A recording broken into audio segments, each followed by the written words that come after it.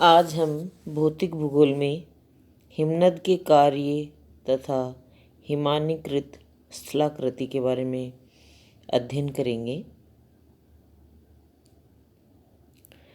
हिमनद भी अपरदन के अन्य कारक जैसे हवा, नदी, भूमिगत जल आदि की तरह भूपृष्ठ पर समतल स्थापना के कार्य करता है और अन्य कारकों के समान ही चट्टानों का अपरदन करता है, परिवहन करता है और उनका निक्षेपण भी करता है। हिमनद वास्तव में हिम समूह होते हैं जो हिम क्षेत्र से गुरुत्व के कारण प्रवाहित होते हैं। हिमनद धरातल पर नदियों के समान ही हिमयुक्त नदियों के रूप में होते हैं। इनकी गति बहुत मंद होती है, यानी जो हिम समूह होते हैं वो हिम क्षेत्र से गुरुत्व के कारण प्रवाहित होते हैं। हिम रेखा ये वह रेखा होती है जिसके ऊपर वर्ष भर हिमावरण रहता है तथा बर्फ पिघल नहीं पाती है। हिमरेखा की ऊंचाई सभी भागों पर समान न होकर अलग अलग होती है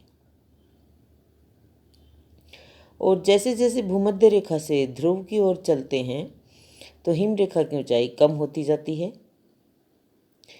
जैसा दक्षिण ग्रीनलैंड तथा दक्षिण चिली में हिमरेखा 666 मीटर, इसी तरह भूमध्य रेखा पर उच्च पर्वतों में 5600 से 6000 मीटर तक की ऊंचाई पर स्थित होती है।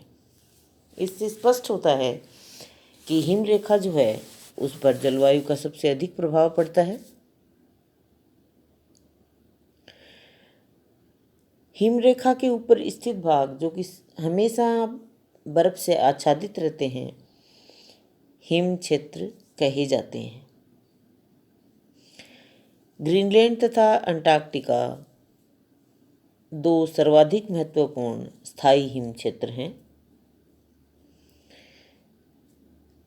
अब अपन बात करते हैं हिमनद के प्रकार, जिसमें अपन हिमटोपियाँ और महाद्वीपीय हिमनद, पर्वत हिमनद या घाटी हिमनद और गिरिपद हिमनद के बारे में थोड़ा डिस्कस करेंगे।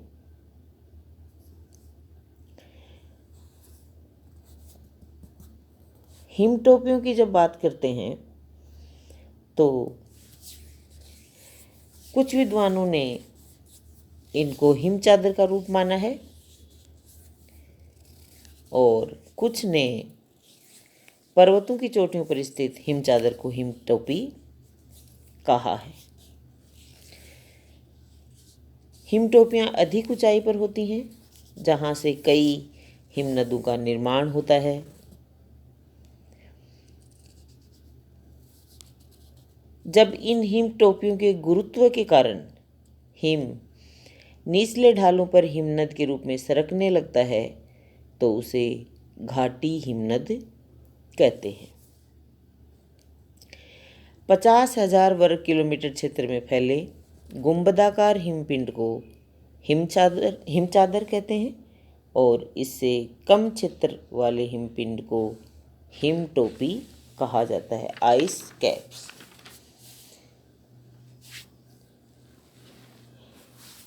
हिम चादर या हिम टोपी के केंद्रीय भाग को हिम गुंबद कहते हैं। ग्रीनलैंड तथा अंटार्कटिका के हिम क्षेत्र मुख्य हिम चादर हैं। अब आता है महाद्वीपीय हिमनद। जब किसी विस्तृत क्षेत्र में हिम के लगातार एकत्रण के कारण या संचयन के कारण हिम की जो विशाल चादर का विकास हो जाता है तो उस भाग में अलग अलग हिमनद न होकर समस्त भाग एक हिमनद के रूप में होता है और इस तरह का जो हिमनद होगा उसका विस्तार अधिक होता है। इसी कारण से इन्हें महाद्वीपीय हिमनद कहते हैं। महाद्वीपीय हिमनद को हिमचादर भी कहा जाता है।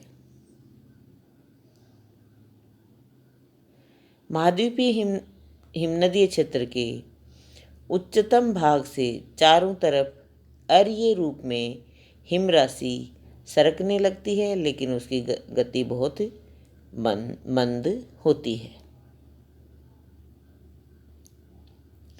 फिर आता है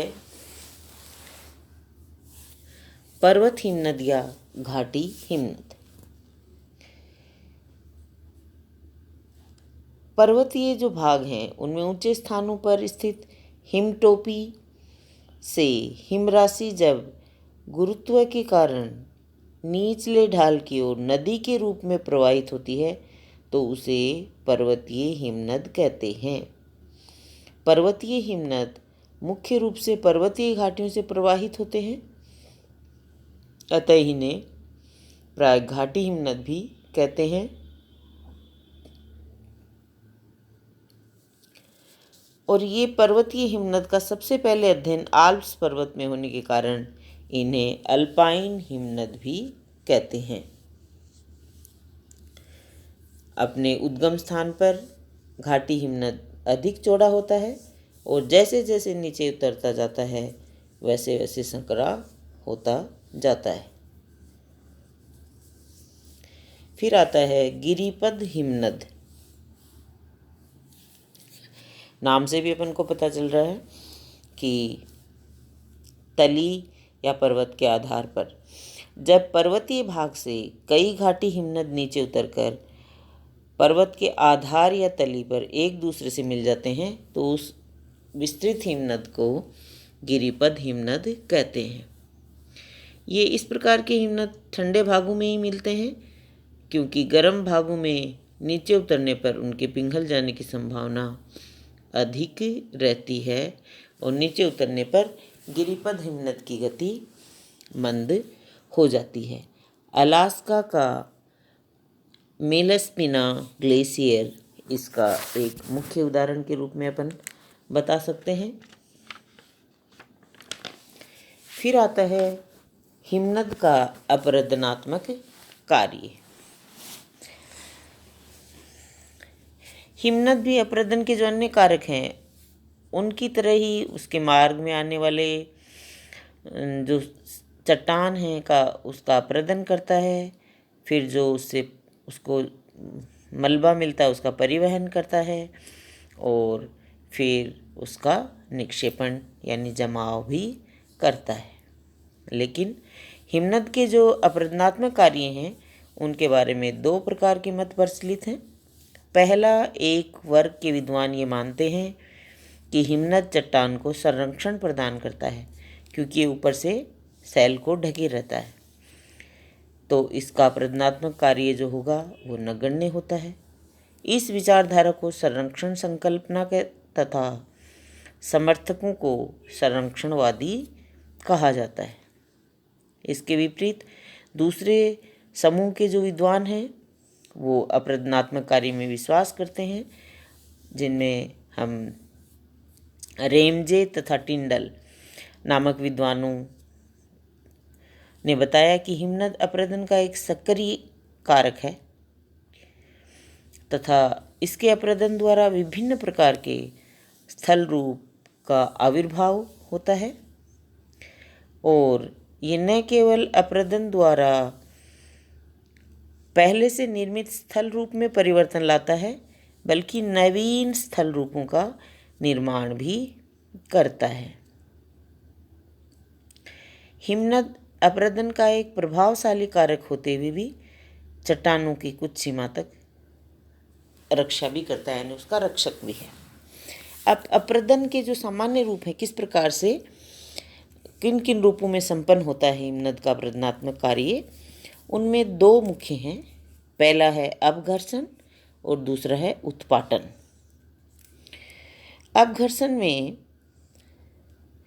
जब हिम शुद्ध होगा तो उसकी जो अपरदनात्मक सामर्थ्य है वो शून्य होगी।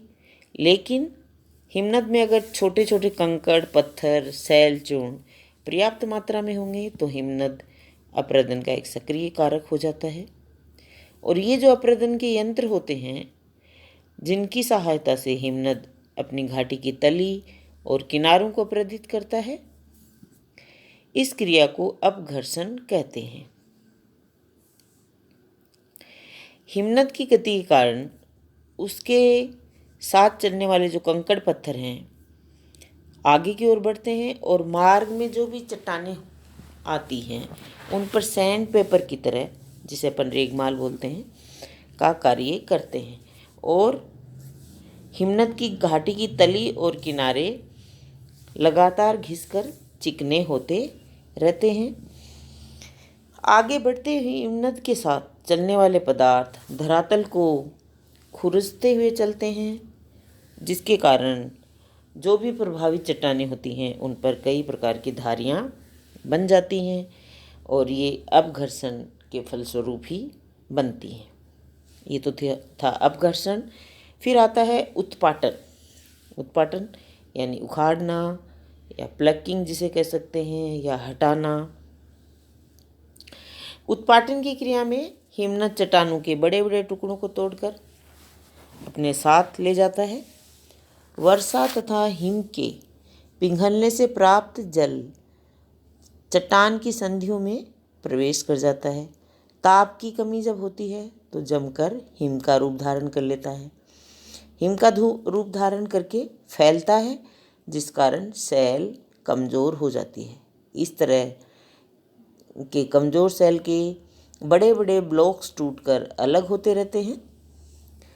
घाटी हिमनद द्वारा इस तरह की उत्पाटन क्रिया अधिक होती है और उत्पाटन के रूप में अपरदन द्वारा हिमनद अपने शीर्ष की ओर अपरदन करता है, जिससे कि इस प्रकार की जो क्रिया होती है इसमें आराम कुर्सी के समान सर्क या कोरी का निर्माण होता है।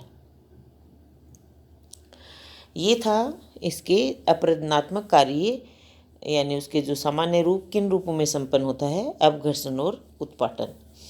अब अपरदन के साथ साथ निक्षेपण के कार्य भी करता है। तो हिमनद के अपरदनात्मक तथा निक्षेपात्मक जो हैं कार्य, उन दोनों को हम सामूहिक रूप से हिमानीकरण कहते हैं। अब पर्वतीय हिमनद या घाटी हिमनद के अपरदनात्मक स्थल रूप जो हैं उनमें मुख्य जो हैं, जिनके नाम मैं आपको यहाँ बताऊँगी और उसके बारे में अगले वीडियो में डिस्कस करेंगे।